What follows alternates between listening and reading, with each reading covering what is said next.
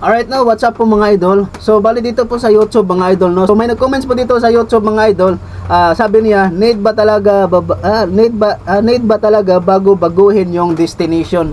So bali nag-comment siya dito mga idol, no, sa comment sa post natin na yung auto assignment filter mga idol. Yung sagot ko dito mga idol, no. Yes, kung gusto mo ng mga malaking DF mga idol, no, yung tag 100 plus na DF, yun ang gusto mo, syempre baguhin mo yung auto filter niya mga idol. Like for example, no, yung location mo is Minglanilla. So sa auto yan mga idol, wag mo isali yung Minglanilla mga idol. I-check mo lahat yung mga malayong destination mga idol.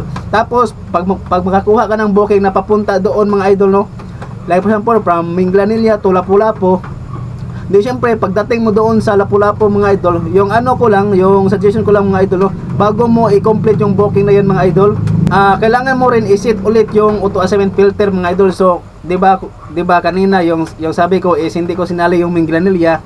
Tapos pagdating mo doon sa Lapu-Lapu mga idol, yung Minglanilla naman ay i-check mo, tapos wag mo naman isali yung Lapu-Lapu mga idol. Kung anong destination mo mga idol, wag mong isali sa check sa auto filter, kasi pag isali mo yun mga idol, no, so malaking chance na mapasukan ka ng tag 10 pesos na DF, tapos yung pick up is tag 1 km 1.5, di ba, malayo, or kahit 500 meters yung pick up, tapos yung delivery fee na pumasok is 10 pesos, di ba, luging-lugi ka na. Yun po ang pinag-anuhan ko mga idol na hindi ako makakuha ng mga ganyang booking, kasi yung hinahanap ko dito mga idol sa auto filter is yung tag 100 plus na DF, or kahit 80 okay na po yan, basta wag lang yung tag 20, 30, kasi logi talaga sa gas yan mga idol, no.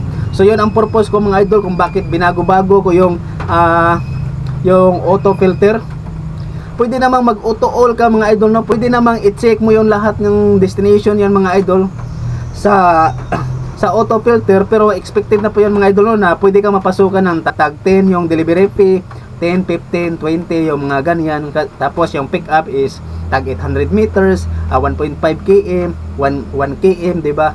Parang logi ka na diyan sa pick up location mo pa lang ay logi ka na. So yun ang purpose mga idol, no, kung bakit dapat baguhin yung destination pagdating mo doon sa drop off location. Bago yan i-complete, dapat i-set up mo yung auto filter destination para iwas mapasukan ka ng mga maliit na DF. So yun po, no. So shout out kay Apple Blong. So yun mga idol, no. So dahil salamat.